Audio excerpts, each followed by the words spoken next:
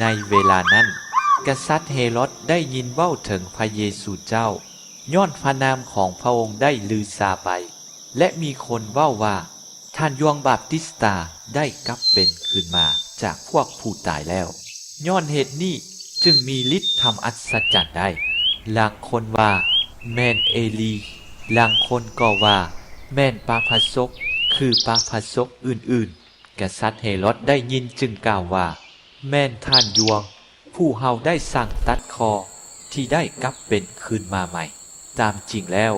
ก็แม่นกษัตริย์เฮโรดนี่เองเป็นผู้สั่งให้จับกุมท่านยวง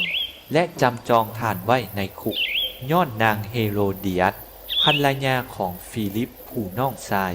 ซึ่งกษัตริย์เฮโรดได้เอามาเป็นภรรยาของตนท่านยวง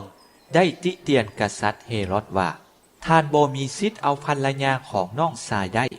นางเฮโรเดียสมีความเครียดแค้นต่อท่านยวง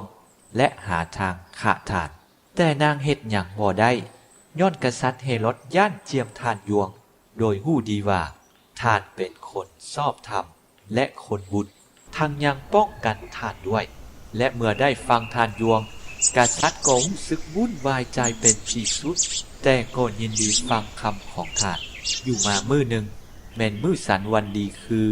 โอกาสควบวันเกิดของเฮโรดก็มาถึงกษัตริย์ได้จัดงานเลี้ยงพวกเจ้าขุนมูลนายพวกนายทหารและบุคคลสำคัญในแคว้นกาลิเลลูกสาวของนางเฮโรเดียสได้เข้ามาฟ้อนรำทำให้กษัตริย์และผู้มาร่วมกิจเลี้ยงมีความพอใจกษัตริย์จึงกล่าวกับนางสาวว่าเจ้าอยากได้หยังก็จงขอเฮาจะประทานให้แล้วกษัตริย์ยังสาบานว่าทุกสิ่งที่เจ้าจะขอเฮาก็จะประทานให้หมด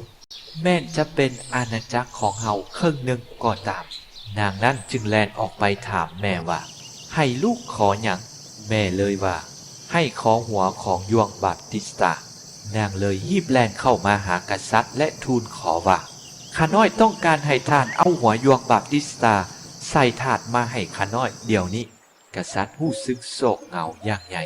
แต่ย้อนได้สาบทสาบานต่อหน้าแขกที่มากินเลี้ยงจึงบ่อยากปฏิเสธทันทีกษัตริย์ก็ได้สั่งให้ทหารคนหนึ่งไปเอาหัวยวงมาให้ทหารคนนั้นก็ได้ไปตัดคอยวงอยู่ในคุกแล้วเอาหัวใส่ถาดมาให้นางสาวนั้นนางก็ได้เอาไปให้แม่เมื่อพวกลูกศิษย์ของยวงได้ข่าว